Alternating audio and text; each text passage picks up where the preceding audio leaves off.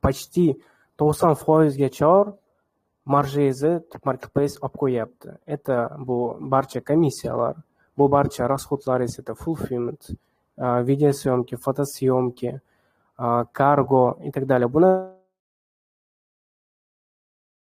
расходlarimiz judayam ko'p. 90%gacha marketplacelar olib qo'yapti. Marjamiz kamayapti. Shunga biz yangi yo'llar topishimiz kerak. Qanday qilib biz вообще в целом ekonomika qilsak bo'ladi? Misol, sizlar bir chiroyli bilasizlar, то что если sizlar Xitoydan Optimga kamida 300 ta 500 ta konteynerlab tovar xarid qiladigan bo'lsanglar, то sizlarga bu выгодно tushadi. Себестоимость товара dешевле bo'ladi. Xuddi shunaqa qilib turib biz yangi yo'llarni topishimiz kerak. Bugun men sizlarga как раз shu yangi yo'lni ko'rsatib beraman. Qanday qilib kontentni biz ekonomika qilsak bo'ladi.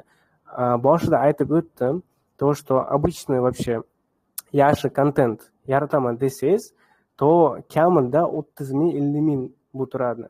Bu kontentni ichiga nimalar kiradi? Birinchi, biz modelni arendaga olishimiz kerak, fotostudiyani arendaga olishimiz kerak, fotografni arendaga olishimiz kerak, tovarimizni olib borib berishimiz kerak. U syomka qilib bo'lgandan keyin tovarimizni yana qaytarib olib kelishimiz kerak. Bu suratlarimiz infografga berishimiz kerak.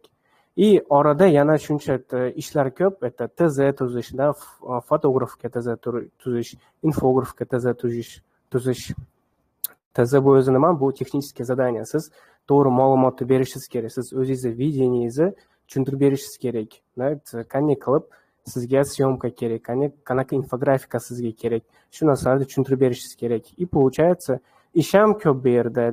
Plus к этому еще и pul ham ko'p, расходimiz ko'p bo'lib ketyapti. Bu narsani hozirgi kunda biz sun'iy intellekt topshirib qo'ysak bo'ladi. GPT, barcha ko'p sun'iy intellektlar bor. Shu sun'iy intellekt orqali vizual yaratsak bo'ladi. Давайте дальше ketamiz. Universitetlar nima uchun muhim? O'zlari ko'p turibsizlar, то что butun dunyo avtomatizatsiya bo'lib ketyapti. 4 milliarddan ortiq уже ish joylar bo'sh bo'lib qolyapti. Имеется в виду ishchilarni sekin сокращать qilishyapti. Bu men sizga nimani aytyapman? К примеру, oldin bitta katta magazinda 3 ta menejer ishlaydigan bo'lsa, hozir nima qilishyapti? Ikkita menejerni yoki bitta menejerni qoldirib qo'yishyapti. Qolgan barcha mелкие zaдаchalarni sun'iy intellektga topshirib qo'yapti, avtomatizatsiya qilib qo'yapti. И также ko'p zavodlarda, допустим, копирайтер, не копирайтер, shu уже shunaqa ishchilar уже o'zini ish joyini yo'qotib qo'yishgan. Потому что GPT bor, GPT orqali любой tekstni biz generировать qilsak bo'ladi.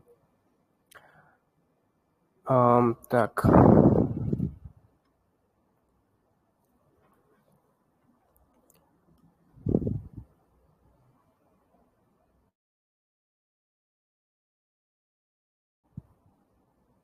Oldin вообще в целом qanday qilib marketplacelar ishlasida bizga bor yo'g'i 4-5 ta suratimiz yetasidi. Даже unga infografika qilmasak ham bo'lasidi. Допустим, 3-4 года назад. Hozir esa уже 4 ta suratingiz umuman yetmaydi. Siz konkurensiyani ko'tara olmaysiz. Kamida уже 10 ta, 12 ta, 15 ta maksimal darajada siz tovaringiz haqida ma'lumotni klientga ko'rsatib berishingiz kerak. Har xil tomondan ko'rsatib berishingiz kerak. Har xil odamlar bilan qanday bu odamni qo'lida turadi, odamni ustida turadi, или допустим qanday qilib turib, допустим, на полках, в комнатах, на улице, где-нибудь еще. Shu hamma primerlarni siz ko'rsatib berishingiz kerak, потому что klient ushlab ko'ra olmaydi tovaringizni. Qanday qilib qo'lda vertеть qila olmaydi. Unga maksimal darajada biz tovarimiz qanaqa yaxshiligini biz передавать qilib berishimiz kerak, surat orqali, kontent orqali.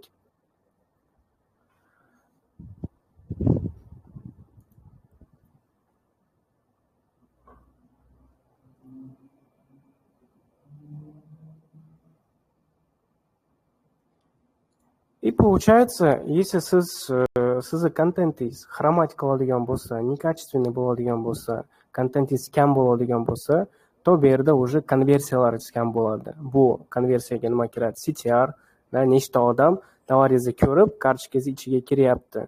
CR, nechta odam kartochkasiga o'tgandan keyin korzinasiga solyapti. Shu konversiyalarimizni biz shu konversiyalarimizni ko'tarishimiz uchun biz vizualimizni выделяющий qilishimiz kerak. Hozir если bironta infografika, даже там zo'r infografik topib turib beradigan bo'lsangiz tovaringizni, hammasiga o'xshatib qilib beradi. Потому что uni tovar emas, он не переживает. Ему лишь бы сделать инфографику и отдать вам. Bo'ldi. На этом его работа заканчивается.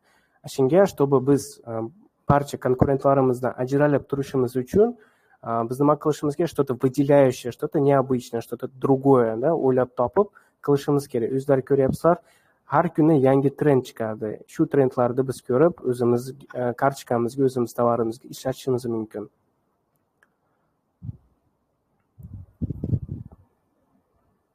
И aytib o'tganimdek, вообще klient qanday qilib tovarimizni tanlaydi, когда lentasida o'zida scroll qilayotganda, tovarni выбирать qilayotganda, birinchi впечатленияni berishimiz kerak klientga. Это самый главный слайд. Если bizni slaydimiz выделяться qilmaydigan bo'lsa, то klient вообще qaramiydi, ham просто o'tkazib yuboradi дальше.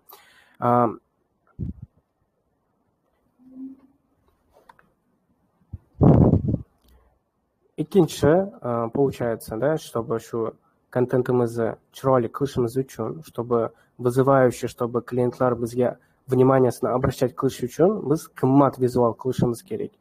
И men sizlarga boshida aytib o'tib ketdim, qimmat vizual qilishimiz uchun порядка от 30 до 50 тысяч biz ishlatamiz, расход qilamiz. Дальше, если sizlar o'zinglarni brendinglarda yurgizaman desanglar, biz bu yerda hammamiz aytib o'tiribmiz, то что biz brendimizni yaratishimiz kerak, и brendimizni yurgizishimiz uchun biz qimmat vizual qilishimiz kerak. И плюс к этому, не только qimmat vizual, но еще bitta ambasadorni topishimiz kerak. Ambasador bu nima? Bitta odam. Odam sizni постоянно reklamirovat qilib turadi. Bitta modelni hamma yerda ishlatishimiz kerak. Infografikamizda, videomizda, допустим, внешняя reklama qiladigan bo'lsak, внешняя reklamamizga ishlatishimiz kerak shu odamni. Bitta odamni зарплатаga olishga bu juda ham qimmat narsa. Это уже от 100-150 тысяч рублей. Bu sizlar уже odamga постоянно oylik to'lashinglar kerak. Sizlar bu yerda hali berib продажаlarda boshlaganlar yo'q, продажа qilganlar yo'q, но уже shuncha расходlar sizlarni kutib turibdi.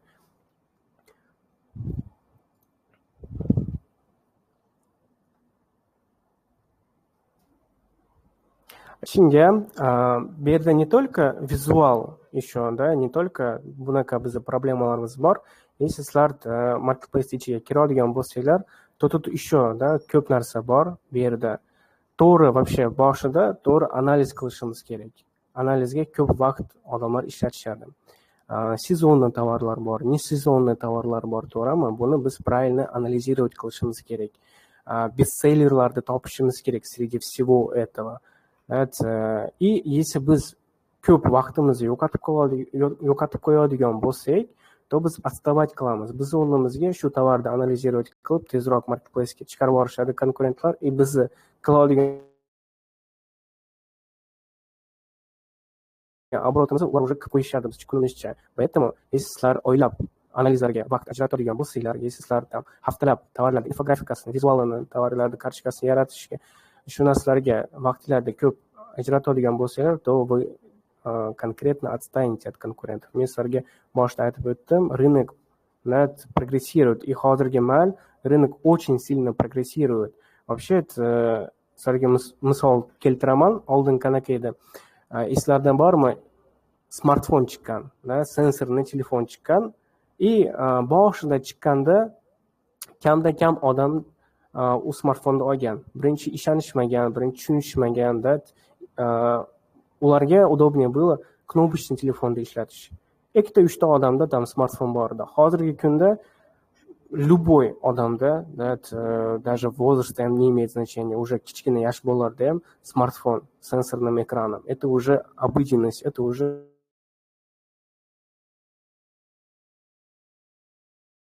ежедневная наша rutina bo'lib qolgan. Shunga aytyapman, если sizlar shu sun'iy intellekt hozirgi kunda yangi chiqdi, если sizlar birinchi qatorda turib, birinchi buni qo'lga olmasanglar, to qolib ketishlar mumkin.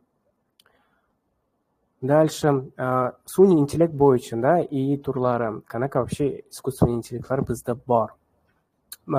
Birinchi, rasm bilan ishlaydigan sun'iy intellektlar bor. Shu shu sun'iy intellekt orqali biz infografika tuzishimiz mumkin, modellar tuzishimiz mumkin, modelni fotosyomka, predmetni fotosyomka qilishimiz mumkin. Bugun men sizlarga полностью shu narsani ko'rsataman, primerlarda ko'rsataman, qanday qilib o'zim ishlashimni ko'rsataman.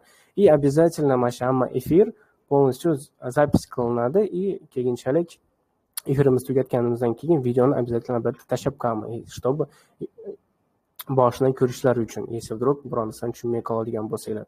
Дальше video bilan ishlashda hozir может быть Instagramda ko'ryapsizlar,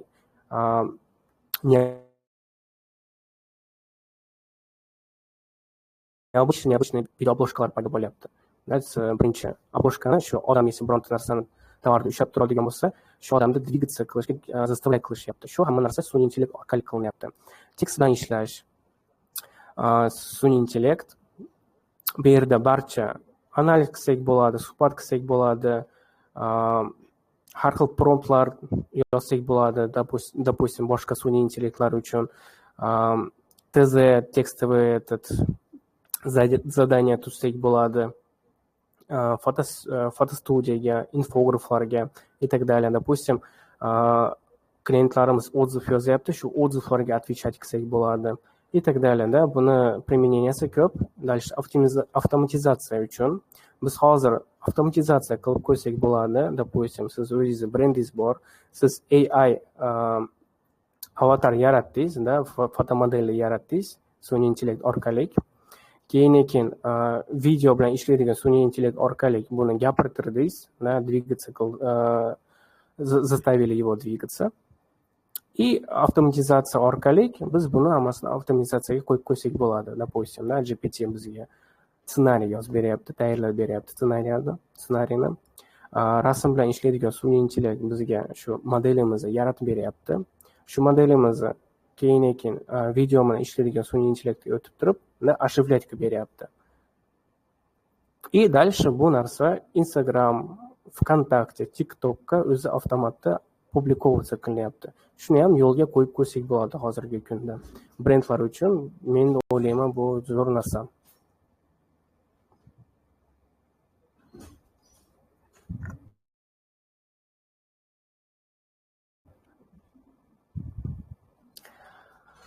Так. Universitetlar nimalarga qodir? Real insonga o'xshatib model yaratishi mumkin. От живого человека ничем вообще можете это не отличить. Дальше sizlar imkoniyatlari yo'q fotostudiyaga olib borish tovarlarni. Sizlar просто uyda yoki ofisda yoki ishda suratga olyapsizlar tovarlarni. Sun'iy intellektga загружать qilyapsizlar. U chiroyli qilib turib, sizlarga fotostudiyaga olgandek, sizlarga qilib berishi mumkin. Дальше bu tayyor suratlarda уже infografika jo'natib yuborishlar bo'ladi. Если sizlar infografika uyda olib turib jo'natadigan bo'lsanglar, to infograf sразу aytadi, bu suratlar menga to'g'ri kelmaydi. И 1-2-3 kun ichida biz уже mana shu narsani aytib o'tdimiz sizlarga. Birinchi biz tovarimizni fotostudiyaga olib borishimiz kerak. Olib borishimizdan oldin doговорlashimiz kerak. Har bitta odam bilan, har bitta inson bilan doговорlashib, tezlarda berib, tovarimizni olib borib, пока fotosyomka bo'lguncha, тем более hozirgi kunda modellarda ishi ko'p. Yaxshi model, bo'sh modelni topish juda ham qiyin. Bir hafta, 2 haftaga ishi cho'zilib ketishi mumkin. Neyroset orqali sizlar mana shu ishlarni 1 kunda bajarsanglar bo'ladi. И как раз men sizlarga aytyapman, если sizlar uzoq kartochkalarda продажаga chiqaradigan bo'lsanglar, to konkurentlardan qolib ketishlari mumkin. И menda как раз keyslar bor, qanday qilib men ayollarni, bolalarni, hayvonlarni har xil predmetni syomkalarda qilganimni ko'rsatib beraman. Вообще bu texnologiya qanday qilib ishlaydi? Birinchi очередь, sun'iy intellekt bizga yaxshi ответ, bizga kerakli ответ berish uchun, bizga kerakli bo'lib ishlash uchun biz prompt tuzishimiz kerak. Prompt berishimiz kerak. Prompt bu o'zi nima? Bu buyruqimiz, задание yozib berishimiz kerak. Biz prompt вообще qanday formirovаться qilinadi, к примеру, ne kirsak, men yerda ko'ryapsizlar, sпросите что-нибудь deb turibdi. Shu joyga biz promptga yozishimiz kerak. Bu yerda prompt yozayotganimizda podrobno qilib biz o'zimizni situatsiyamizni aytib berishimiz kerak. Bunga rol присваивать qilishimiz kerak. Sen kimsan? К примеру, marketplace'da ishlaydigan odam. Ты специалист по marketplace, Ozon, к примеру, yoki Wildberries deb turib уже boshlaymiz. Senda hozir shunaqa задача, boshqa narsalarni qilishing kerak. Keyin shu promptimizni o'qib turib bizga kerakli narsani bizga atvet beradi. Hozir men sizlarga primer qilib bitta primerda ko'rsatib beraman. Brauzerda ochyapsizlar, internetda ochyapsizlar, biror narsa yozyapsizlar, to'g'rimi? Sizlarni zaprosinglardan kirib chiqib, sizlarga to'g'ri keladigan ссылкаларni, saytlarni chiqarib beradi. Xuddi shunaqa qilib turib GPT ham ishlaydi. Если sizlar noto'g'ri prompt yozadigan bo'lsanglar, to ответinglar ham noto'g'ri bo'lib chiqadi. Promptlarni podrobno o'qiydi, qaysi narsa shu, допустим, prompt yozyapsizlar, shu promptingizga qarab turib sizga nima kerak bo'lsa, shuni internetdan izlab chiqarib beradi. Ответ ham shunday bo'lib to'g'ri bo'lib chiqadi. Shunga prompt yozayotganimizda biz maksimalni strukturировано, maksimalni podrobno yozishimiz kerak. Neyrosetlar, qanday bu boshqa texnologiya hozir progressировать qilingan. Neyroset oldin qanaqa edi? Internetga to'g'ri ulangan edi. Bu internetga kirib million rasmlarni izучать qilgan, million statyalarni izучать qilgan, million videolarni izучать qilib chiqqan. Bu o'rgangan qanday qilib odamlar вообще ishlashadi, qanday gaplashishadi, qanday bir-biri bilan gaplashishadi. Вообще в целом, bu dunyo qanday tuzilgan и так далее, shu narsalarni izучать полностью qilib chiqqan.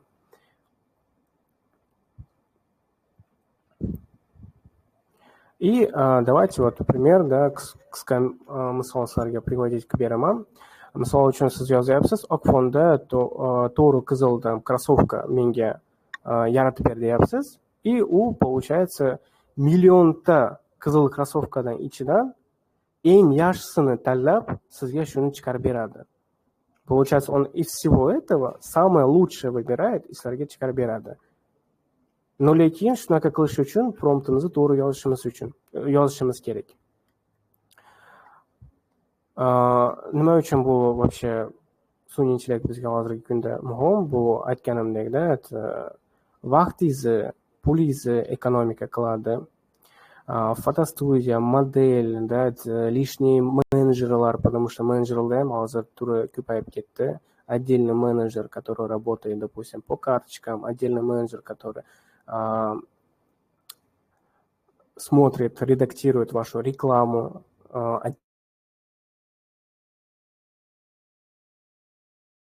отдельный менеджер, который работает по внешней рекламе, блогерлар, блогерлар полностью контролирует курс, отдельный менеджер, отдельный менеджер по отгрузкам, fulfillment, товаризы, сборка qilib,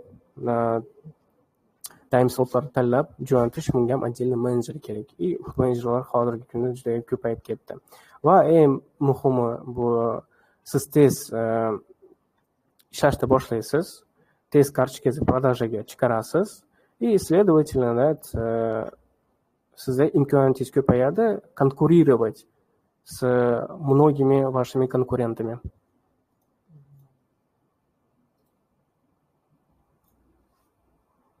Все работает.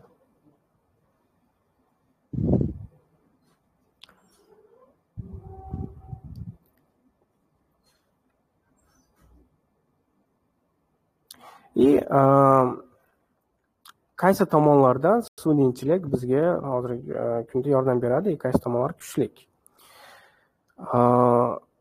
Sizlarga primer qilib turib ko'rsataman, даже hozir ko'rsatsam bo'ladi. Men yerda bizda одежда bor.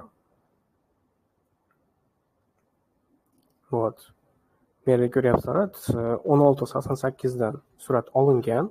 Просто shu saytdan surat olingan, GPTga jo'natdim. GPT orqali bizga yosh bolani yaratib beryapti. Shu kiyimda shu yosh bolaga kiyintirib qo'yapti. Keyin biz bu yerda fonlarni almashtirsak bo'ladi. Допустим, ko'chada emas, uyda bo'lishi mumkin и так далее. И плюс к этому oxirida bizga уже tayyor infografika tuzib beryapti.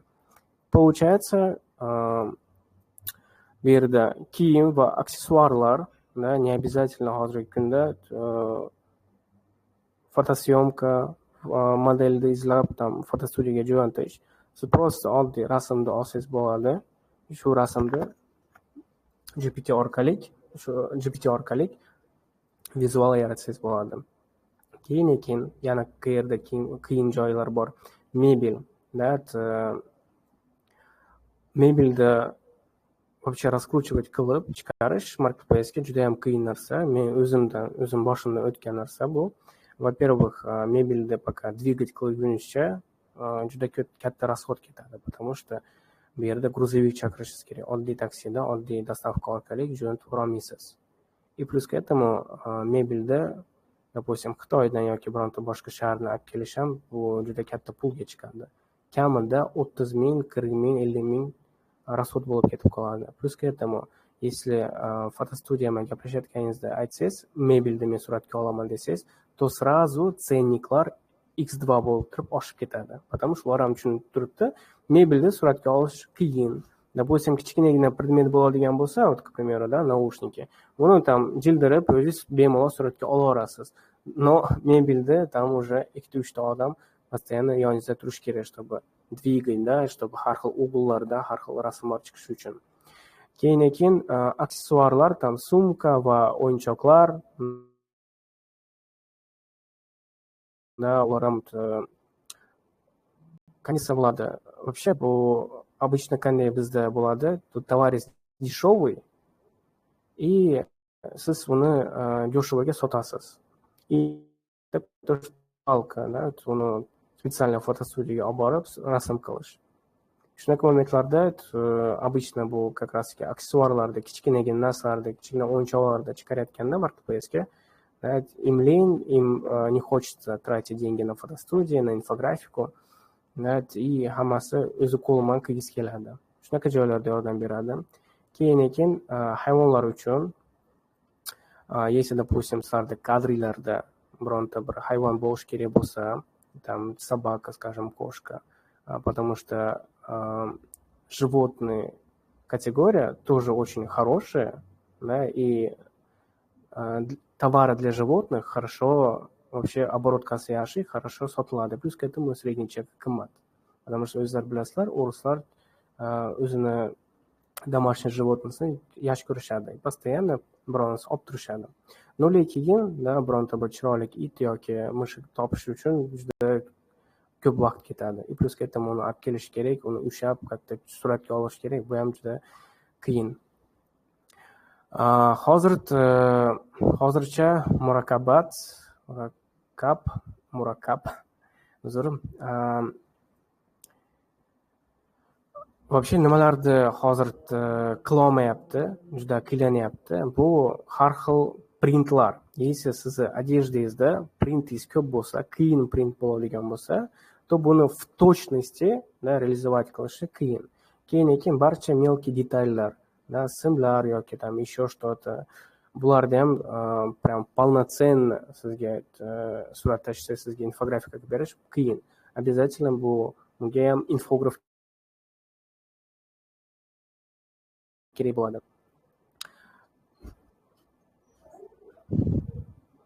И hozirgi kunda neyroseyti juda tez rivojlanyapti, поэтому я думаю, что в ближайшем будущем уже полноценный qilsak bo'ladi, без участия, допустим, infografов и так далее. Biz уже hech bo'lmaganda qilmay qo'yamiz, уже biz o'rnimizga bu narsani qilishni boshlaydi neyrosetlar. Дальше sizlarga barcha neyrosetlarda aytib o'tdim, то что tekstga отдельно neyroset, suratga отдельно neyroset, video qilishga отдельно neyroset, и neyrosetlarda turi ko'p. И давайте sizlarga nomlarini aytib beraman. Foto uchun men обычно nimani ishlataman? Imagen, Crea, Midjourney и Leonardo'ni ishlataman surat qilish uchun. Video uchun VO3, bu Google VO3'si, Kling. И дальше. tekst va avtomatizatsiya qilishim uchun GPT, DeepSeek и avtomatizatsiyaga N8N. Shu neyrosetlarda hozirgi kunda men o'zim ishlataman, чтобы tovarlarimni tezroq chiqarish uchun продажаga и плюс к этому, чтобы постоянно bozordan отставать qilmashim uchun, да, aytganimdek, рынок постоянно прогрессирует и постоянно meni tovarlarim, meni suratlarim boshqa konkurentlardan ajralib turishi uchun. И давайте sizlarga уже примерda ko'rsatishni boshlayman. Самое интересное keldik. Bu hammasini aytganimdek sun'iy intellekt orqali qilingan. Birinchi vizualimiz bu J-Lens kapsula. O'zingizlar ko'rib turibsizlar, oddiy surat. Bu, конечно, fotostudiya qilingan, но lekin infografga berganimiz yo'q. Fotostudiyadagi surat, bu suratni olyapti GPT'shka. Bizga model yaratib beryapti уже. Krupным planim model ushlab ko'rsatib turibdi bizga tovarimizni. Если, допустим, bu sizlarga variant kerak yoqmayotgan bo'lsa, то полный рост qilishimiz mumkin. Как полный рост модель стоит и держит вашу капсулу. Если bu ham sizlarga yoqmayotgan bo'lsa, то даже вплоть до заднего фона almashtirsak bo'ladi. Kiyimni ham almashtirib qo'ysak bo'ladi. Допустим, позированияsi yoqmayotgan bo'lsa, да, позированиясini ham almashtirib qo'ysak bo'ladi. Или, допустим, bizga вот nima kerak? Дорогой контент kerak. Дорогой контент qilib, bizni tovarimizni, да, премиум качествосini ko'rsatishimiz kerak. Через дорогой контент. И тогда тоже, да, orqa fonini biz дорогой qilsak bo'ladi. Допустим, ko'rib turibmiz, vannada turibdi. Loft stilda vanna qilingan ekan, imo polkalari vanna qilingan ekan. Цветокором, да, правильно подобран таким образом, чтобы клиент дальше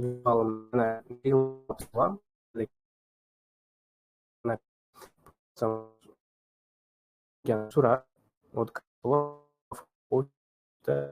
дальше уже эти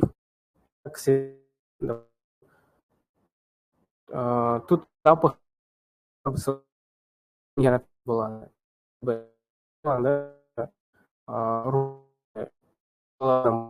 Turib или aytganda там видите, он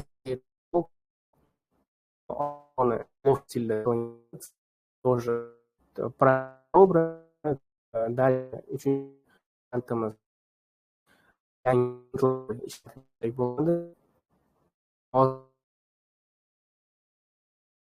тренд – это не человечков создавать, как они работают, допустим.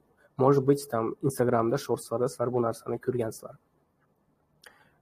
Trendni nimaga aytyapman, nimaga bu yerga trendni chiqarib qo'yganman. Чем больше вы следите за трендами и o'zingizga trendlaringizni ishlatadigan bo'lsangiz, тем больше людей будет заходить к вам на карточку, потому что trenddagi narsa постоянно популярно bo'lib turadi. Дальше bu ham, да, ochkini surati ofisimizda qilingan исходникimiz.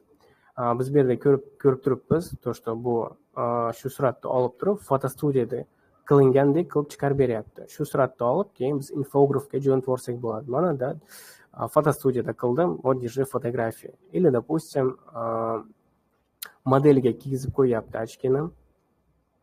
Bu yerda сразу ko'rinib turibdi, то что это велосипедные очки, да, сейчас у нас тут велосипедист едет там на улице, на велосипеде, и biz ochkimiz kiygizib qo'yibdi. Дальше shu исходникni olib turib, bizga infografika yaratib beryapti. Bu yerda ko'rib turishlari mumkin, то что ochkimiz sal отличаться qilyapti. Но lekin nima uchun men shu vizualni bu yerga chiqarib qo'ydim, пример qilib. Ko'pincha odamlarda problema bo'lishi mumkin nimada?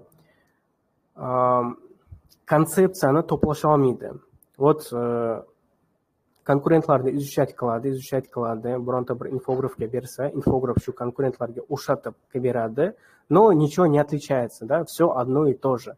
Поэтому, чтобы biz выделяться qilishimiz uchun, biz немножко kreativности berishimiz kerak и как-то по-другому должны это все обыграть, как-то иначе.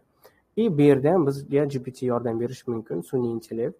Shu sun'iy intellekt orqali, даже если bizni tovarimiz отличаться qilayotgan bo'lsa ham, но зато bizni уже примерно konsepsiyamiz to'plab oldik. Qayerda qanaqa so'zlar yozilishi kerak, qanaqa tsvetda bo'lishi kerak, qanaqa vizualda bo'lishi kerak, qanaqa оформленияda bo'lishi kerak. Дальше bu narsani infografga jo'natadigan bo'lsak, infograf просто shu ochkini olib turib to'g'rilab qo'yadi, ochkini almashtirib qo'yadi biz ochkimizga, bo'ldi. И плюс к этому biz ekonomika qilyapmiz. Infograf boshidan noldan boshlab tuzib chiqmayapti, biz уже tayyor narsani jo'natib qo'ydik. Просто almashtirib qo'yish uchun там уже 5 so'm oladi, и то мы уже экономим. Дальше bizda yana bitta brendimiz bor, Safos, исходникda ko'rib turibsizlar. Bu surat ham ofisda qilingan, чтобы хотя бы более-менее chiqishi uchun biz bu yerda белый listочкалар qo'yib qo'ydik, как будто бы белый fon. Shu narsani GPT-ga tashlayapmiz. Studiyaga olingandek Kber deb turib запрос beryapman. И вот как вы видите, birinchi variantimiz studiya olingandek beryapti. И плюс к этому bu yerda nimani almashtirib qo'ydi? С телефона включить звук?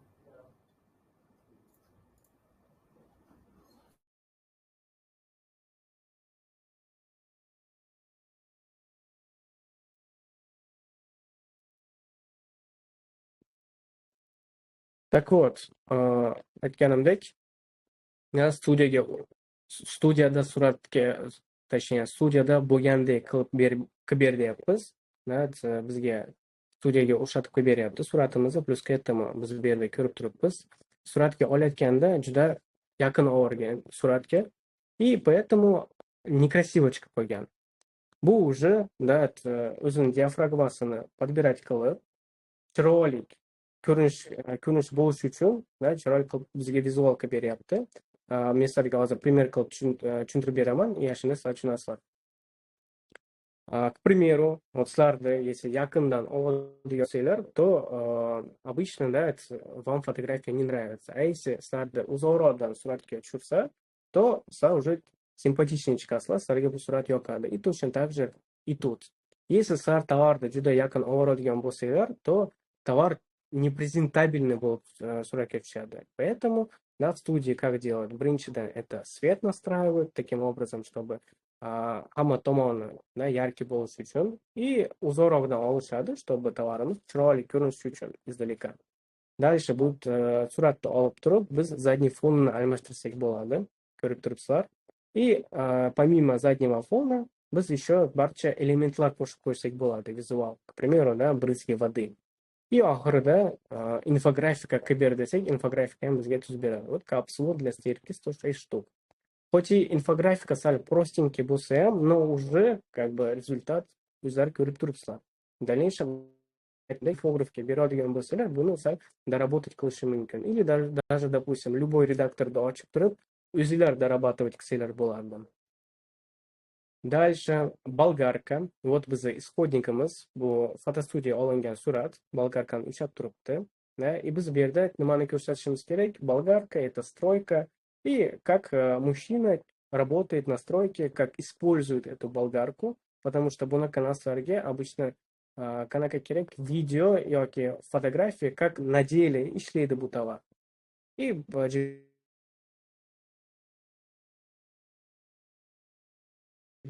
отворится, orqa fona какой-то там завод bo'lyapti, и плюс к этому цветовая гамма таким образом подобрана, что прям shu болгаркani мощностini ko'rsatib beryapti bizga. Shu surat orqali bizga shuni доносить qilyapti.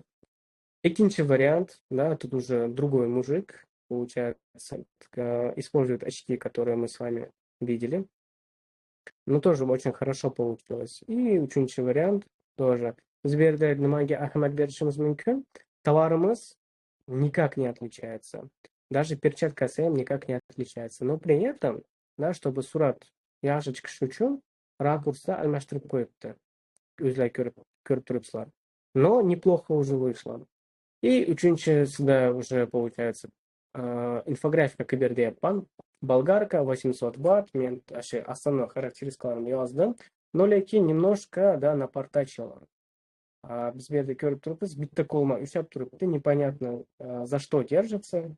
Но в целом уже неплохо, допустим, да, цветовая гамма неплохая, подобранная, допустим, цветовая палитра тоже неплохая, визуал, qayerda qanaqa so'z yozilishi kerak, qayerda nima turishi kerak, это тоже хорошо подобрал. В дальнейшем bu narsani biz дорабатывать qilsak bo'ldi. И уже infografикamiz tayyor. И получается, infograf ham да, там bir haftalab sizlarni suratlarni обрабатывать qilib o'tirmaydi, да, за пару часов буквально to'g'rilab qo'yadi sizlarga kerakli narsani. Дальше перчатки. Bizni suratimiz исходникimiz ko'rib turibmiz. Перчатки помятые, просто не bo'lib yotibdi. Bu перчаткani biz infografikada ishlatishimiz kerak, и biz ko'rsatishimiz kerak, да, тоже носить berishimiz kerak, то, что bu перчатка качественный, то, что bu перчатка chiroyli, и так далее. И qimmat перчатки o'xshatib ko'rsatib berishimiz kerak. Если biz mana suratni опубликовать qiladigan bo'lsak, никому это не интересно. Мы тут видим то, что GPT-шка уже как будто бы qo'lda kiyib turgandek qilib ko'rsatyapti, но lekin ruк нет. И har bitta detalini ko'rsatib bo'ladi, maksimal darajada detallarini передавать qilyapti. Дальше bu перчаткani по-другому ishlatsak almashtirib, predmetlar, boshqa predmetlarni qo'shib ishlatsak bo'ladi. Уже там boshqacha vizual qilsak bo'ladi, допустим, rangini, там turishini и так далее, shu narsalarni ham almashtirib qo'ysak bo'ladi. Nima uchun bu narsa qilingan? К примеру, да, sizlarda, скажем так, tovarlar bor, и bu sizlarni подарокlar. Ko'rinib turibdimi? И вот видим, да, перчатки, кофе и 2 набора бит в подарок. Shunaqa mелкие detallarni, чтобы это красиво смотрелось. И infografikani tayyorlayotganda уже готовый narsalardan, да, просто сборка qilib beradi bizga. И таким образом даже shunaqa mелкие detallarni biz красиво преподносить qilsak bo'ladi.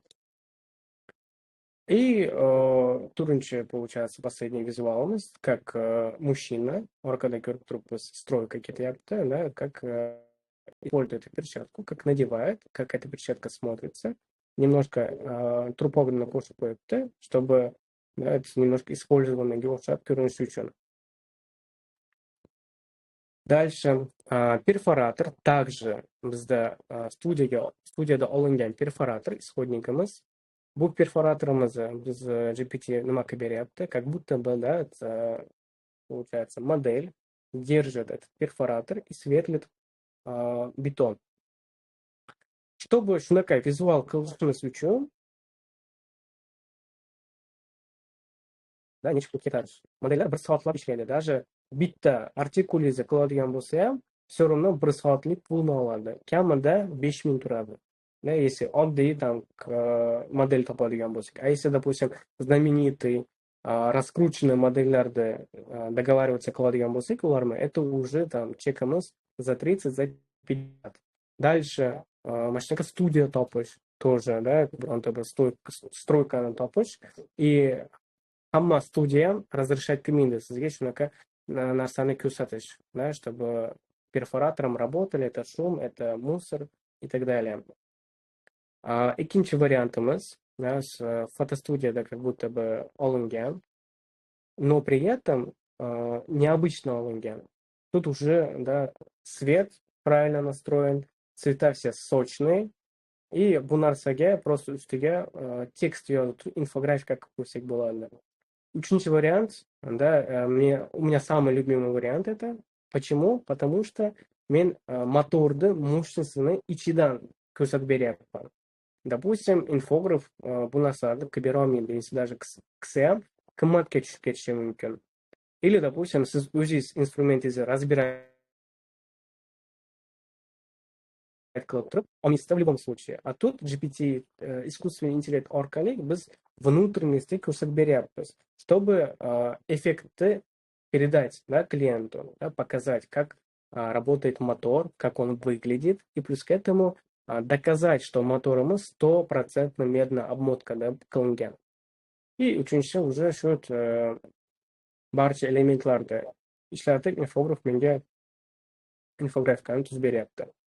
За то, что он просто вот эти вот слова красиво написал, естественно, он меньше денег у меня возьмет. Dальше, bu уже men o'zimni uyimda suratga olyapman, да, oddiy korobka. Bu korobkani nima uchun olib turib infografika chiqaryapman, чтобы показать, насколько хорошо проработана у меня упаковка. Упаковка и защита ko'rib turibsiz infografikani. Birinchi infografika jo'natishidan oldin studiyaga olingandek qilib qilib dedim. O'zlari ko'rib turibsizlar, birinchi varianti. Shu variantni men уже infografikaga jo'natdim, потому что ну, в любом случае неудобно, да, uyingizda turib suratga olib jo'natib yuborish. И тем более, bu yerda ko'rib turibsizlar, то, что коробка немножко помятая еще. А тут уже коробкamiz ровно chiqyapti. Дальше bu коробкani, допустим, infografikaga ishlatsak bo'ladi, задний фон стройка и так далее. Или uchinchi вариант, как строитель держит эту коробку и показывает сам товар.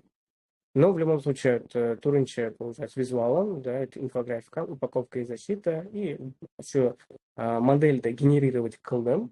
Shu modeliga shu коробкani ushatib qo'ydim, и модель ko'rsatib turibdi полный рост на коробку, показывая, что коробка надежно упакована. Bu yerda кейс bor, а кейs ustidan коробка qilingan. Дальше сумки, да, через плечо sumки, школьные sumки, ryukzakki hozir sezon kirib kelyapti, школьный сезон, и ko'pincha odamlar sumkalar olib kirishi mumkin. Женские sumки, да, biz bu yerda исходникni olib, bu исходник как раз 1688 da olingan, просто скриншот qilingan. Искусственный intellekt orqali shu sumkani biz modeliga yezib qo'ysak bo'ladi. Model har xil rakursda ko'rsatib berishi mumkin. Sumka qanday turiladi, да, чтобы клиенту донести то, что orqangizdan kiyib yursangiz bo'ladi, oldicha qilib kiyib yursangiz bo'ladi и так далее. Studiyada suratga olingandek qilib ko'rsatib beryapti. Или, допустим, на девушке модель в целом и так далее тоже без проблем hozir qilinyapti. И oxirida infografika ko'rsatgandek modelda o'zimiz generировать qilganmiz. Sumkani ham o'zimiz generировать qilganmiz. И bu yerda просто infograf oxirida barcha elementlarni ko'rsatib qo'ydi, kerak elementlarni. Дальше, да, детская одежда. Sizlarga уже aytib o'tdim.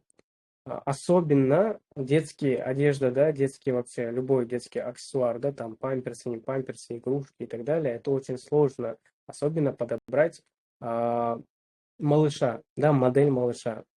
Kamdan-kam odamlar соглашаться qiladi o'zini bolasini fotosъемkalarga berishga. Дальше u bola обязательно неусидчивый, yig'laydi, ontariladi, да, o'ynaydi. Kameraga qara desangiz, kameraga qarab turmaydi. Mana qildi turib pozирование qilib ber desangiz, uni ham eshitmaydi, да, yosh bola, unga tushuntira olmaysiz. Поэтому постоянно обычно как вообще происходят съемки? Kamida 2-3 soat ketib qoladi. И постоянно biror narsalarni qo'liga ushlab olib turib, diqqat qilib, чтобы kameraga qarab turish uchun, да, fotograflar qiynalib ketadi. Surat 1688 da olingan, да, исходникni olyapmiz. Искусственный intellekt orqali, да, yosh bolani yaratib, yosh bolaga kiydirib qo'yapmiz. Фонд almashtirsak bo'ladi, как будто бы он на пляже. Или, допустим, дома, да, как играет, как сидит. И искусственный intellekt orqali, bu уже полностью infografikani искусственный intellekt qilib bergan, infograf qilmagan, да, bu yerda ko'rib tursanglar bo'ladi. Jicha отличительный чертasi bor, да, ko'rib turibmiz. Merada to'g'ri qilib berdi, но lekin infografika qilayotganda esidan chiqarib qo'yibdi. Melardan shu emblema yo'q. И buni тоже немножко нужно доработать. Mana shu narsani qirqib, merga qo'yib qo'yish kerak. А в целом уже infografikamiz o'zi tayyor. Dальше qanaqa situatsiyalar вообще bo'lishi mumkin? К примеру, да, sizlar gaplashdilar, modelni topdilar, tovarlarni jo'natdilar, fotosiyomka qilib bo'ldi, rezultat sizlarga jo'natyapti, но lekin bu rezultat sizlarga yoqmayapti. Nima uchun yoqmayapti? Model, к примеру, да, или, допустим, lokatsiyasi, pozirovaniyasi yoqmay qolyapti. Bu situatsiyada ham sun'iy intellekt orqali biz o'zgartirsak bo'ladi. Shu tovarni olib, model boshqa modelga kiygizib qo'yishlik bo'ladi, boshqa lokatsiyaga модель turishi mumkin. И так далее. Har xil variantlar qilishimiz mumkin. Как вы видите, да, можем сделать немножко побольше, можем сделать худую, можем делать возраст поменять. Вот как вам нравится, так и можем сделать. Дальше киім, да, Валберес'te көп киім сатышады, и в основном это женский киім. И bo'yam да, 1688 orqali olingan surat, просто скриншот. Kiyimni olib turib, modeliga kiyizib qo'yapmiz, как она, допустим, по улице ходит, как она дома, как она в студии. И oxirida да, sun'iy intellekt bizga infografika tuzib beryapti. Конечно, bu yerda kam narsa yozilgan, но уже как бы неплохо. Допустим, да, birinchi partiyani siz oldingiz, birinchi partiyani chiqardingiz marketplace'ga, и уже инфографика kerak. Да, на первое время bu infografika пойдет. А дальше soldingiz yurgizganingizdan keyin buni дорабатывать qilsangiz bo'laveradi bemalol. Обувь, да, обувь в сезоне ham kirib kelyapti. Yaqinda уже shunaqa осенний, zimniy, да, krossovkalari, botinkalari uni sotishni boshlaydi ko'pi. И bu ham da 1688dan olingan surat. Shu obuvni olib turib, qizga kiygizib qo'ysak bo'ladi. Biz bu yerda ko'rsatyapmiz. Как вообще обувь сочетается с одеждой?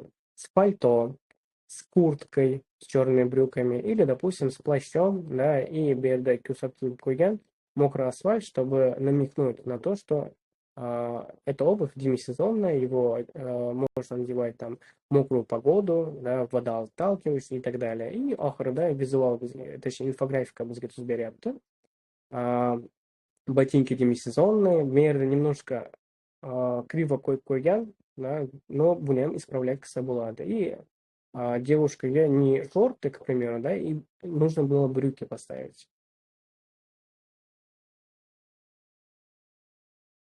Qanday qilib sun'iy intellekt ishlayapti, и qanaqa возможностьlar sun'iy intellekt bizga qilib berishi mumkin, shu narsalarni men sizlarga hozir ko'rsatdim. Дальше bu hamma suratlarni biz уже оживлять qilsak bo'ladi. VO 3 olik, к примеру, men sizlarga ko'rsatdim vizualda, где маленькие человечки что-то там делают. И buni ham biz оживлять qilsak bo'ladi, чтобы, к примеру, video obloshkamizga qo'yishimiz uchun yoki bironta bir Instagramga chiqarishimiz uchun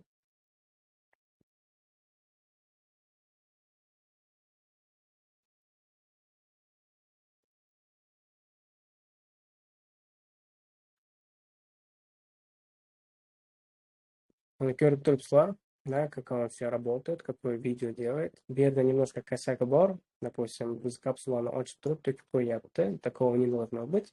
И можно все это доработать. Это обычно как все происходит, там с 10-й, с 15-й попытки именно siz xohlayotgan rezultatga yetib borishingiz mumkin. Дальше Jilon's kapsula bu yerda реально как televizorda ko'rsatilgan reklamaga o'xshatib qo'yyapmiz. Bu vizualda уже ko'rsatdim sizlarga, да, как он в loft-stilda vannada turibdi. И тут некие там эффекты можно добавить. И bu yerda upakovkani sizlarga ko'rsatdim. Тут вот modelimizni оживлять qilib turib, modelimiz bizga aytib beryapti, то, что эта упаковка надежна, превосходна и так далее, да, hamma plus tomonlarni перечислять qilib beryapti. Bu hamma narsani biz videoga qo'shib qo'ysak bo'ladi o'zimiz kartochkamizga yoki там video обложка qilib qo'ysak bo'ladi. И давайте еще пару искусственных интеллектов покажу. Да, вообще qanday qilib GPT ishlaydi. Birinchi ko'rsatamiz. GPT, так.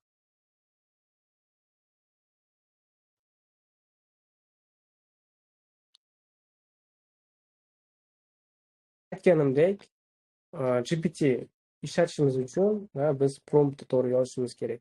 Bu joyda prompt yoziladi. Bu yerga подробно situatsiyamizni, подробно bizga nima kerakligini yozib berishimiz kerak. GPT shu bizni zaprosimizdan kirib chiqib, vizual yaratib beradi. Men bu yerda немножко под promptni boplab qo'ydim, и видите, да, визуал немножко не очень получился. Дальше buni исправлять qilib turib, уже boshqa modellarga qilsam bo'ladi. GPT ishlatishimiz uchun bizga обязательно VPN kerak. Hozir hamma искусственный intellekt VPN orqali ishlayapti. gpt.com deb turib o'zlarida brauzerlarga yozasizlar. Bu yerda нужно залогиниться, o'zlarida akkauntlar kerak. Sizlarda Google akkauntlar bo'lsa, shu Google akkaunt orqali kirsalar bo'laveradi bemalol. Дальше, да, yana sun'iy intellekt bor, video obложка bizga qilib beradi. Biz уже infografikamiz tayyor. Shu sun'iy intellektga загружать qiladigan bo'lsak, to modelda yoki tovarlarda оживлять qilib berishi mumkin. То же самое капсула, да, тут из-за кюртурфа, то, что суе нарисовано, и мы можем, допустим, какие-то некие там волны создать.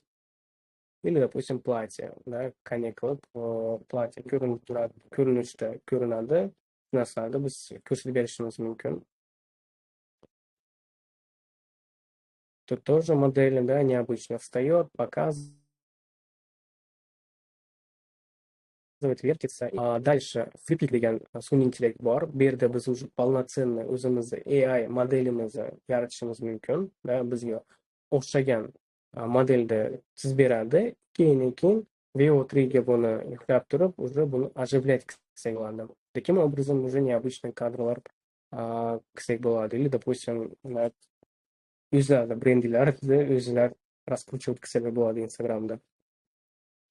Flare bu yerda уже задний fonni olib, studiyada suratga olgandek qilib ko'rsatib berishi mumkin. Дальше Krea bu yerda har xil modellar, har xil lokatsiyalarda создавать qilsak bo'ladi. И еще один искусственный интеллект, который оживляет фотографии. И biz bu yerda ko'rib turibmiz, biz bitta sun'iy intellekt bilan ограничиваться qilmaymiz. Har bitta sun'iy intellekt bitta vazifani bajaradi. И получается, biz o'zimizga целый там ряд sun'iy intellektlarni to'plab olishimiz kerak, чтобы получить инфографику. Так.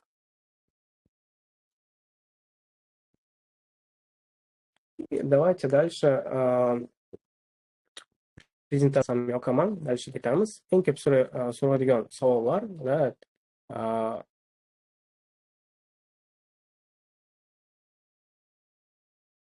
тут самый популярный вопрос, men o'zimni rasmimni ko'rishim mumkinmi? Да, действительно, o'zingizni rasmingizni ko'rishingiz mumkin. Aytganimdek, men yerda Flipik testlarga ko'rsatib berdim. Shunday qilib turib, o'zingizni modelingizni yaratib turib, o'zingiz reklamirovat qilsangiz bo'ladi, o'zingiz tovaringizni. Дальше видеоконтент yaratish mumkinmi? Действительно, тоже можно. Aytganimdek, bironta bir AI modelni yaratib turib, постоянно Instagramga, TikTokka videolarni загружать qilsangiz bo'ladi. Как siz tovaringizni tushuntirib beryapti, ko'rsatib beryapti, har xil tomonlardan ko'rsatyapti, har xil kreativlar qilib beryapti. Постоянно o'zingizni akkauntingizni chiqarib turishingiz mumkin. Kimlar uchun foydali? Bu texnologiya dizaynerlar uchun foydali, fotograflar uchun foydali bo'ladi. Va barcha tam marketplace'larda sotib qilayotgan sellerlarga foydali market так далее. Sun'iy intellektni har xil tomondan biz ishlatishimiz mumkin. И bu yerda, если biz sun'iy intellekt haqida vывод qiladigan bo'lsak, вообще в целом sizlarga vizuallarda ko'rsatdim, возможностьlarda ko'rsatdim, nima hozir bizga qilib berishi mumkin, qaysi sferada, qaysi joylarda, qaysi vazifalarda biz sun'iy intellektni delegировать qilib yuborsak bo'ladi. Qaysi narsani avtomatizatsiyaga tushirib qo'ysak bo'ladi. Hozir o'zlar ko'rib turibsizlar, если sizlar kontent yaratmayotgan bo'lsanglar, если вы не работаете над этим, если sizlar внешне reklama qilmayotgan bo'lsanglar, то внутренняя reklama sizlarga unchalik yordam bermayapti. И постоянно odamlarga o'zlari tovarlarini tanitib turishlar kerak. Dальше, да, bir-ikki kunda tezda tovarlarni продажаga chiqarsalar bo'ladi. Barcha SEO optimizatsiya, там, описание tuzish, analiz qilish, da, reklama yozib, настройкасini tuzish, и так далее. Shu narsalarga yordam berib turadi, и так далее. И давайте hozir vыводdan oldin sizlarga qanday qilib men o'zim sun'iy intellektni ishlatishimni ko'rsatib beraman. GPT ga kiramiz. Aytganimdek, bu yerda akkaunt kerak. Men lично подписка to'layman, plasman. Подписка 2,5 rubl turadi. Men dollarda to'layman и sizlar ham O'zbekiston karta orqali to'lasangiz bo'ladi. Men misol Qirg'iziston karta orqali to'layman. Rossiya karta bilan to'lay olmaysizlar. Bundan tashqari bu yerga VPN'imiz kerak. VPN'imiz yoqsak, ne ishlashni boshlaydi.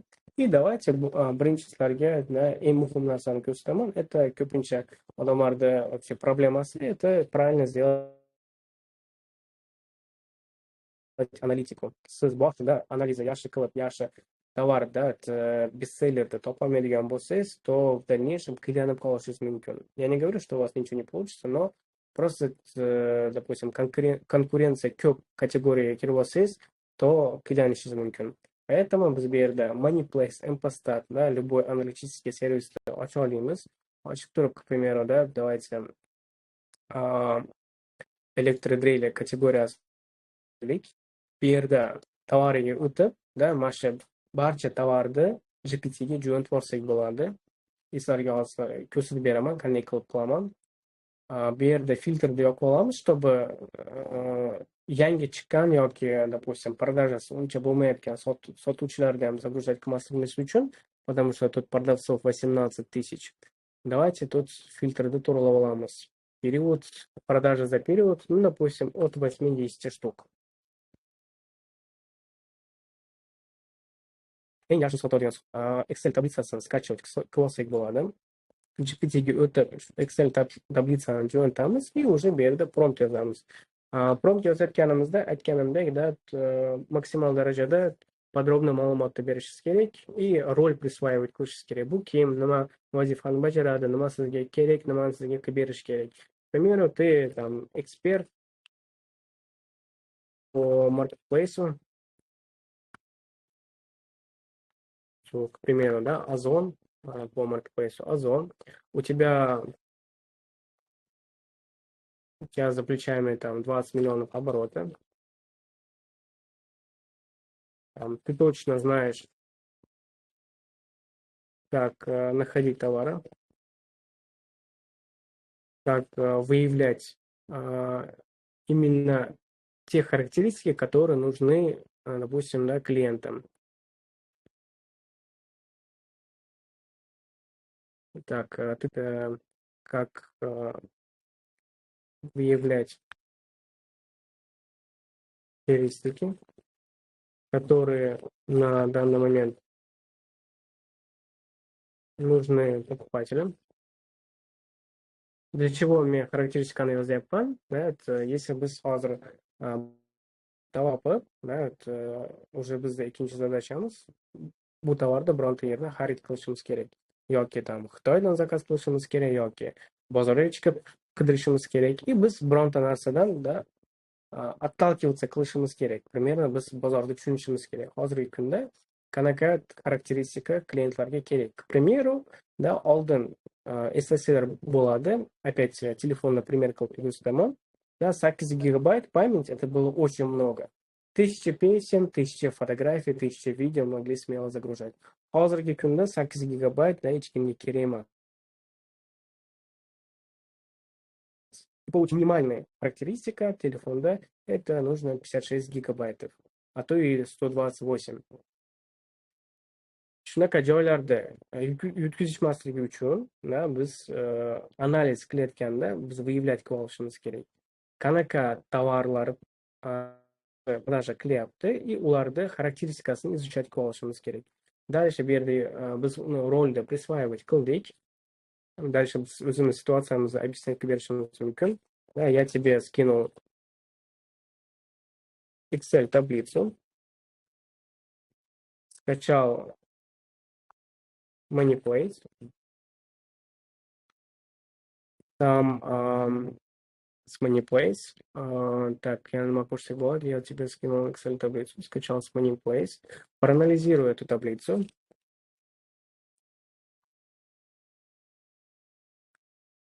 Проанализирую эту таблицу. Сезонность этой категории.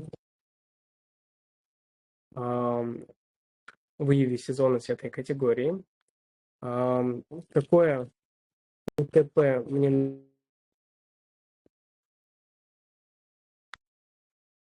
использовать, чтобы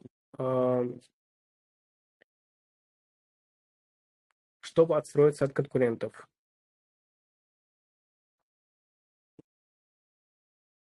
Чтобы отстроиться от конкурентов. Дальше выяви, какие именно характеристики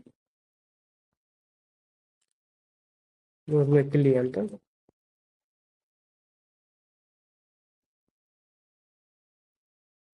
И потом обозначь триггеры клиентов.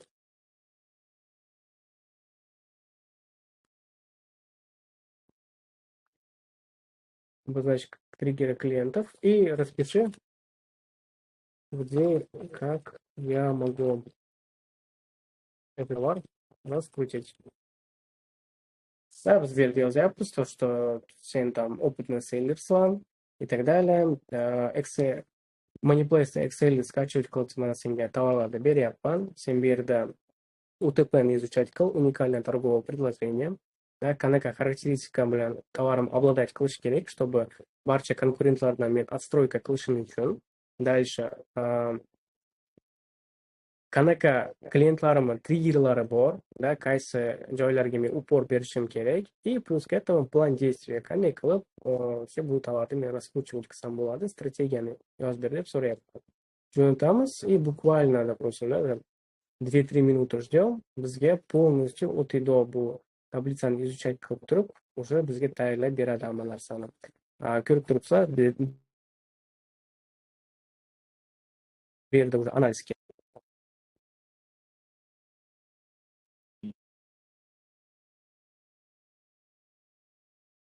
И вот таким вот образом Ular bu yerda har bitta kategoriyani GPTga jo'natib, keyin bu kategoriyalarni bir-biri bilan сравнивать qilib, да, именно yaxshi оборот bo'layotgan, высокий чек, да, конкуренции мало категорияларда topshirib bo'ladi. Что у нас тут? Так, я проанализировал таблицу по категориям электродрели, шуруповерты. Так, сезонность, да, категория не ярко выражена. Но, да, пики спроса весна и осень, ремонтный сезон. Просадки январь после праздников, июль отпуска. Да, по данным за последние 7 дней спрос стабилен, выручка топов держит в пределах 80 тысяч-85 тысяч в день. Да, прикольно. В среднем селлерлар дальше взберда сезонность изучать кваляпус, кайсы момент yaxshi sпрос bo'ladi bu tovarga и qaysi momentlar, допустим, просадкалар bo'lishi mumkin и biz stoklarimizni пополнять qilmaymiz. Shu, допустим, январь и июльda stoklarni пополнять qilmay turamiz ekan. Дальше характеристики, да, часто в топах комментарии аккумуляторные 100%. Получается, biz drillimiz обязательно аккумуляторный bo'lishi kerak ekan. Комплекты ikkita AKB bo'lishi kerak ekan, ключевой триггер для выбора точнее. Keyin аккумуляторный ваты 48 Вт bo'lishi kerak ekan, да. Кейс оснасткой, наличие кейса в комплекте бит. Короче, как мы понимаем, обязательно bu tovarda кейсы bo'lishi kerak ekan, и кейсida не только, да, tovarda o'zi bo'lishi kerak ekan, но еще и har xil qilish kerak ekan. Двигатель обязательно бесщеточный bo'lishi kerak ekan, индикация заряда АКБ, значит, аккумулятор из индикацияsi bo'lishi kerak ekan, чтобы клиент, да, мог удобно посмотреть, когда зарядка садится. И мощность НМ указана явно. Покупатели сравнивают по крутящему моменту. Значит, qanchalik bizim mощностimiz katta bo'ladigan bo'lsa, shuncha biz выигрышda bo'lamiz. В принципе, примерно informatsiya bor, да, qanaqa tovarni biz Xitoydan xarid qilishimiz mumkin yoki bozorga chiqqanimizda qanaqa tovarni biz ko'rishimiz mumkin. УТП, что можно сделать лучше? Оригинальный кейс, добавь крепкий именно с металлическим замком, инструкция и гарантийный талон в комплекте, усиленный аккумулятор, подарки в комплекте, видеообзор с распаковкой, да, видеообзор колдепты, инфографика с визуализацией крутящего момента, плюс реверс с да, bu bizga nimani aytyapti? Как раз taки men sizlarga ko'rsatgan narsani bizga aytyapti. Anaqa barcha 3D рендерлерda vizualni ko'rsatib beryapti. И мы тут видим, да, триггеры покупателя, где и как продвигать этот товар, где покупать, да, как выходить. Уже в целом подробно ma'lumotni bizga beryapti. Дальше bu bilan suhbat qilib ketishimiz mumkin. И помимо этого мы можем еще, допустим, o'zimizga там kontent yaratishimiz mumkin. To'g'rilik.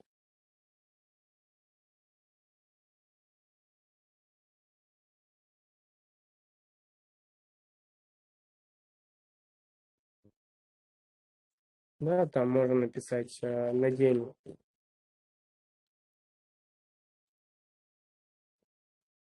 этот tовар на модель deb yozsak bo'ladi. И дальше biz barcha mелкие elementlarni yozib kirsak bo'ladi. Studiyada bo'lish kerakmi, qanaqa vizualda bo'lish kerak, modelimiz qanaqa ko'rinishda bo'lish kerak, pozasi turish kerakmi, o'tirish kerakmi, yurish kerakmi, да, в какое время года, осень, зима, лето и так далее, shu narsalarni уже дальше yozib kirsak bo'ladi. Давайте сейчас таки отправим и посмотрим, что выйдет. Но если sizlar menga o'xshab turib mana kichkina prompt yozadigan bo'lsanglar, то tovaringlar отличаться qilishi mumkin. Пока он грузит, да, дальше.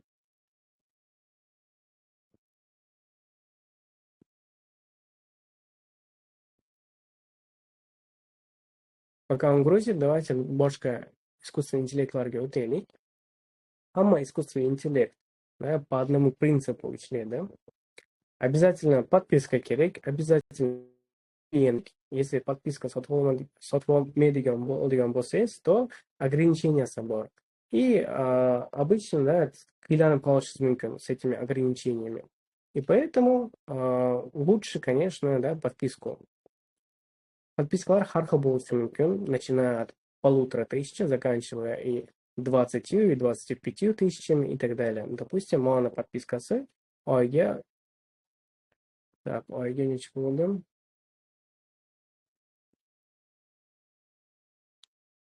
Так, ko'ryapmiz. Получается $10 ekan. Prosi уже $32 ekan, и мастера уже $72 ekan. Это за месяц. Нет, вот за месяц оказывается. Вот стандарт, про и мастер.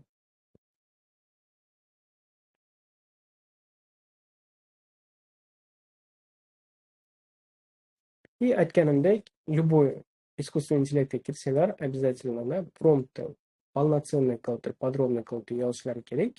И дальше shu promptingizdan kirib chiqib, ishini bajarishni boshlaydi. Что у нас по GPT-шке?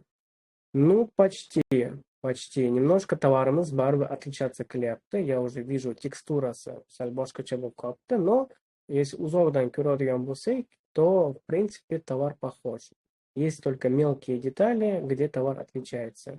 И как раз таки вот aytganimdek, да, qanchalik promptlarga to'g'ri yozadigan bo'lsanglar, подробно yozadigan bo'lsanglar, то shunchalik sizlarga rezultatni полноценный qilib ko'rsatib beradi, chiqarib beradi.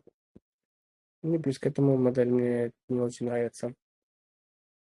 Дальше. Анализды qildik, да, контент ko'rdik, да, biz keyinchalik bu yerda shu GPT orqali. Допустим, biz reklamamiz yoqyapmiz. Чтобы bizni marketplace ichida reklamamiz effektivно ishlash uchun biz to'g'ri SEO optimizatsiya qilishimiz kerak tovarimizni. Да, to'g'ri ключевой so'zlarni подбирать qilishimiz kerak. Shu ключевой so'zlarni описаниеga qo'shishimiz kerak. Описаниемыз не только ключевой so'zlardan bo'lishi kerak, но еще и характеристикаларды, основной характеристикаларды qo'shib qo'yishimiz kerak, потому что описание bu yerga kerak. Bu не только algoritmlarga kerak, но еще и tovarni описаниесі bo'lishi kerak, tovarga kerak. Да, если o'zimiz o'tirib описание tuzadigan bo'lsak, то клиентga olishimiz mumkin. Поэтому мы сюда можем также фотографии загрузить. Menda уже tayyor infografika bor. Если даже infografikalar yo'q bo'ladigan bo'lsa, то вы можете просто suratga olib turib, o'sha основной характеристикаларды yozib bersalar bo'ladi. Дальше, чтобы meni SEO optimizatsiyam to'g'ri bo'lishi uchun, men yerda barcha ключевой so'zlarim bor. Shu ключевой so'zlarni olaman. Давайте prompt напишем.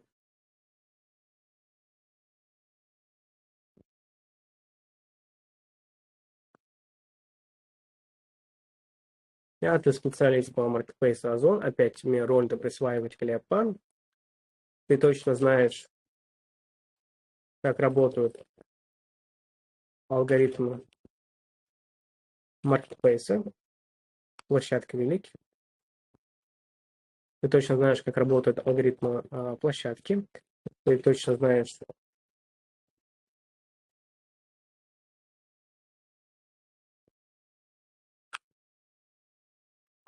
да, ты точно знаешь, как работает реклама, алгоритмы площадки, да, опытный коммерсант. Дальше сгенерируй. Нет, давайте напиши мне SEO оптимизированное.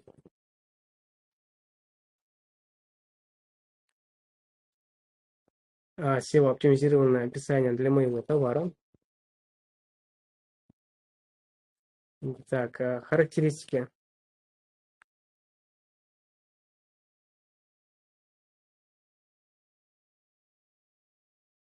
Ты можешь взять, я тебе скинул. Так, я тебе скинул. Дальше я могу скинуть в обязательном порядке. В обязательном порядке все выписанные должны быть в описании.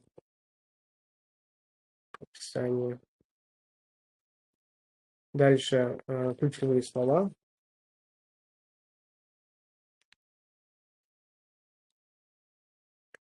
Так. Я дальше ключевое слово для записи. И можем еще, допустим, еще раз написать все эти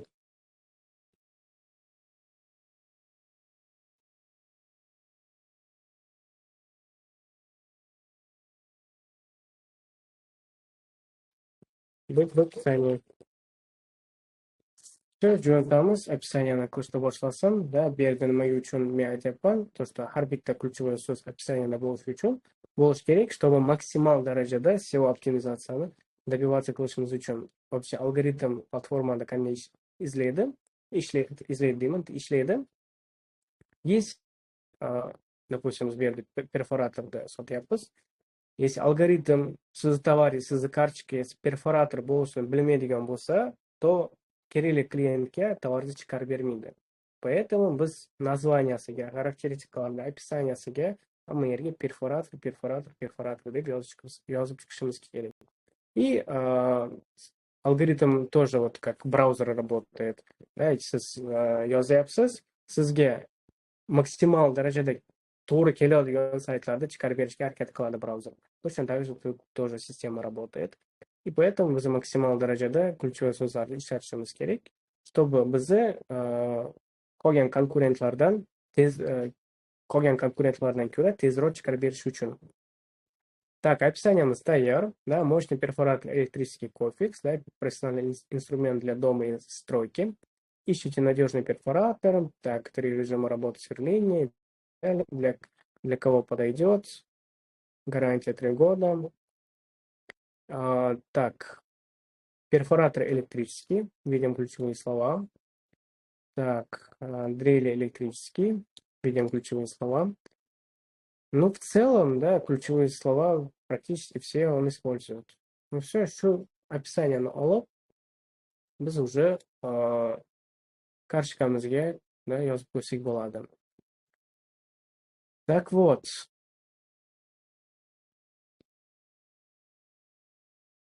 по итогу biz nimani выяснять qilyapmiz? Hozirgi kunda konkurensiya слишком katta, слишком ko'p. Har kuni не только bittalab seller, уже yuztalab, mingtalab seller chiqyapti, mingtalab tovar paydo bo'lyapti. Если sizlar qolib ketadigan bo'lsanglar, если bu narsalarni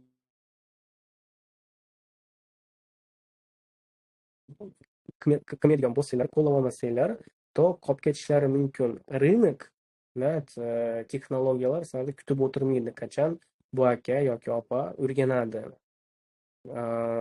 Kutmaydi, sizsiz rivojlanib ketaveradi.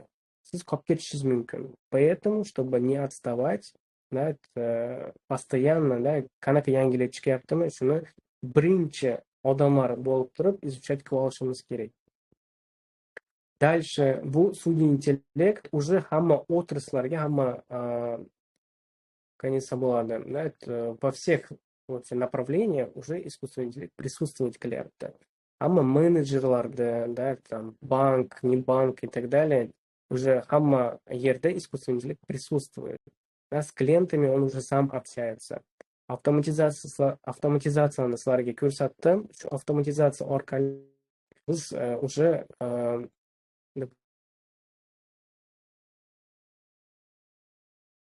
допустим, отзывlarga ответ qaytarishi mumkin. Sun'iy intellekt o'zi уже klientlar bilan gaplashishi mumkin. Допустим, Ozonimizda bizda CRM degan sistema bor, список покупателей o'tsak bo'ladi. И bu yerda shu покупательlarimizni biz мотивировать qilsak bo'ladi. Видите, написать в чат. И на Озоне есть, и на Wildberries тоже, наверное, скоро появится. Shu chatga kirib turib, shu chat orqali klientimizdan переписываться qilsak bo'ladi. Допустим, ko'ryapmiz, klient bizni tovarimizni ko'rdi, но zakaz qilgani yo'q. Biz bonus jo'natib olsak bo'ladi.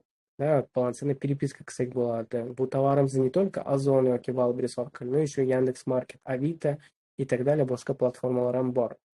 Multiplattformali bo'lishingiz kerak hozirda. И shu hamma narsani biz avtomatizatsiya qilib qo'ysak bo'ladi. N8N orqali sun'iy intellekt klientlarni o'zi переписываться qilib turadi постоянно. Видите, отзывы. 3,5 mingta отзыв. Если sizlar оборотlarni yaxshi qiladigan bo'lsanglar, to отзывlar juda ham ko'payib ketadi. И siz o'zingiz fizически успевать qilolmay qolasiz. Hamma отзывga отвечать qilishga. И плюс к этому, если yomon отзыв keladigan bo'lsa, bu отзывingizni правильно обработать qilishingiz kerak. Nad loyalностью клиентов biz ishlashimiz kerak. И shunaqa joylarda bizga как раз taки avtomatizatsiya yordam beradi. Дальше aytib o'tdim, если sizlar o'zinglar там fotostudiya, modellarda и так далее, infograflarni izlab договариваться qilib ularga ish buyuradigan bo'lsanglar, to buni расходы juda ham katta.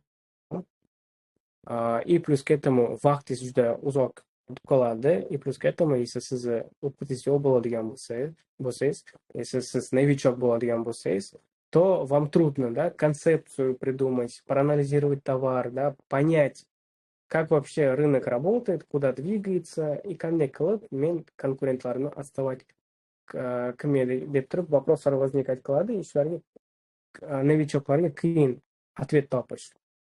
И как раз shunaqa momentlarda sun'iy intellekt yordam berib yuborishi mumkin. Biz bu yerda ko'ryapmiz, что не только bizga tekst yozib bera oladi, но еще и vizual infografika bera oladi. Дальше bu infografikamizni уже bizga оживлять qilib berishi mumkin. Barchadan video o'zorlar qilib, video obложкалар tuzib. Если siz yaxshi kartochkangizni прорабатывать qilgingiz kelsa, to kartochkangiz ichida kamida 15 ta kerak infografikasi bilan. Infografikani ham to'g'ri o'ylab chiqishingiz kerak, чтобы некая воронка была, чтобы klientni olib kirib ketish uchun заинтересовать его. Дальше rich content degan narsa bor, rich contentni qilishlar kerak. И barcha там videolarni tuzib chiqishingiz kerak. И bu yerda не знаю, если bu yerda, наверное, уже ko'pincha odamda opiti bor и meni bir chiroyli tushunib turibdi. То, что har bitta odam bilan gaplashib, tuzib, buyruq berish, особенно o'rischani если bilmaydigan bo'lsangiz, или, допустим, qiyin biladigan bo'lsangiz, то bu narsa juda проблематичный. Так, aytganimcha men hozir tugagandan keyin jo'natib tashlayman shu kanalga. Videoni yana bir marta ko'rib chiqsanglar bo'ladi. И oxirida botni reklamirovat kelyapti, men botni tuzganman. U bot напрямую GPT, DeepSeek'ga bog'langan. Shu bot orqali sizlar vizuallarda, infografikalarda, barcha, допустим, savollar ko'p, SEO optimizatsiya, reklamani tuzish, strategiya tuzish и так далее, совет постоянно so'rab turish, shu narsaga bot qilingan. Shu botda ham men ссылкасini tashlab qo'yaman. Men sizlarga bu yerda ko'rsatib o'tyapman, то, что har bitta искусственный интеллект, bu искусственный интеллект birinchidan juda ko'p. И ikkinchidan har bitta искусственный интеллект подпискasi kerak, VPN kerak. И qilib qolishlari mumkin. Ko'pincha odam qilinadi VPN topish, подписка qilish, подпискani to'lash и так далее, чтобы облегчить вот эту вот жизнь. Botni yaratdik. Botni ichida barcha искусственный интеллектlar to'plangan. Не только bitta GPT, но еще и boshqa искусственный интеллектlar bor. Bu bot постоянно обновляться qiladi. Yaqinda shu bot orqali sizlar avtomatizatsiya qilsanglar bo'ladi. Допустим, ответы на отзыв и так далее. Допустим, там генерация контента. Shu bot orqali. Hozirgi mal botni nomi nastavnik. Nima uchun именно nastavnik qo'yilgan? Чтобы как раз таки постоянно 24 soat отвечать qilish uchun sizlarning vопросlarga. U botda ichida baza знаний Ozon, baza знаний Wildberries, baza знаний Яндекс.Маркет kirgizilgan. Он полностью знает, как работать, sizlardan ko'ra ming marta yaxshi biladi. Qanday nima ishlaydi. Допустим, bironta vопроslar bo'lsa, problemalar chiqadigan bo'lsalar, то bemalol botga tushunadi. O'zbekcha yoki o'rischa yozsalar bo'laveradi. Так, давайте сейчас посмотрим вообще в целом, qanaqa kommentariylar bo'lyapti. Так, ovoz yo'q-ku. Qanday qilib ChatGPTdan registratsiya qilish to'g'risidan ham ma'lumot berib iltimos. Так, birinchi vопроsda qanday qilib вообще registratsiya qilinadi GPT orqali? Registratsiya qilish uchun aytganimdek, bizga VPN kerak. Men если честно, там 5-6 xil VPN ishlataman. Birarda bu VPNlar to ishlaydi, to ishlamaydi. Постоянно bu VPNlarga подписка to'lashingiz kerak. Поэтому nastavnik botga bemalol yozsangiz bo'laveradi. Но если sizga именно GPT kerak bo'ladigan bo'lsa, то bu yerda Google orqali registratsiya qilsak bo'ladi. Так.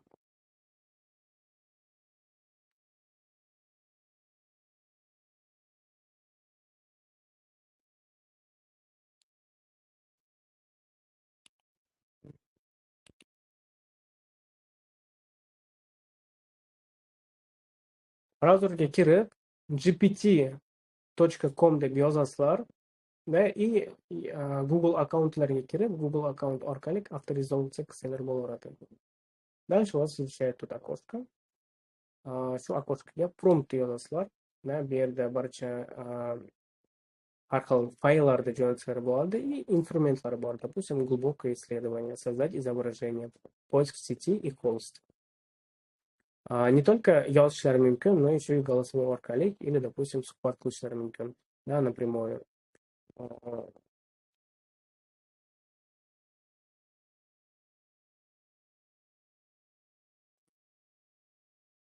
Как мне анализировать товары? С чего мне начать?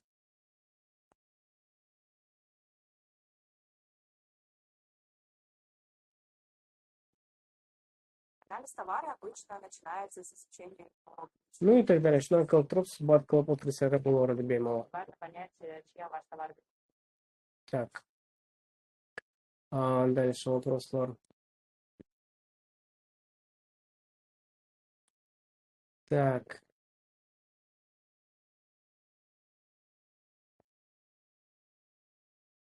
Блин, ovoz past chiqqanmi?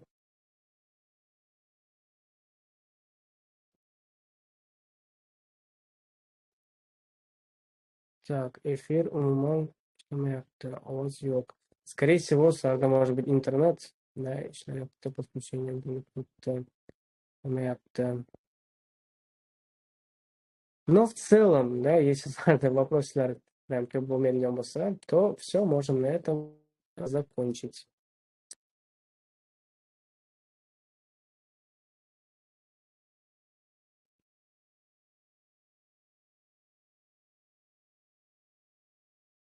Может, у вас интернет плохой? В любом случае, men aytganimdek, video videoni yozib qo'yganman, da, запись ekran qilib qo'yganman. Shu запись ekranni hozir efir tugatganimizdan keyin jo'natib qo'yaman. Yana bir ishida ko'rib olsangiz bo'ladi.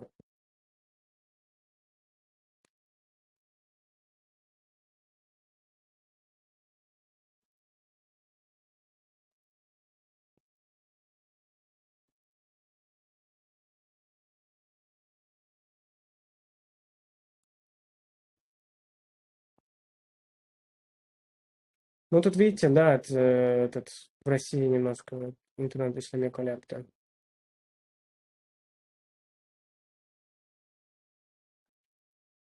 Ofisga bemalol kelsangiz bo'lardi, opa, konsultatsiya sotib olsangiz bo'ladi. Konsultatsiya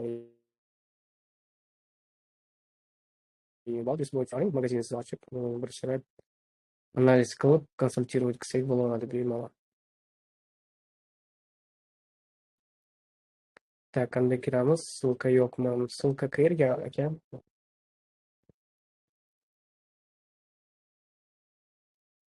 Brauzerga gpt.com deb yozsangiz, GPTni ochib olasiz.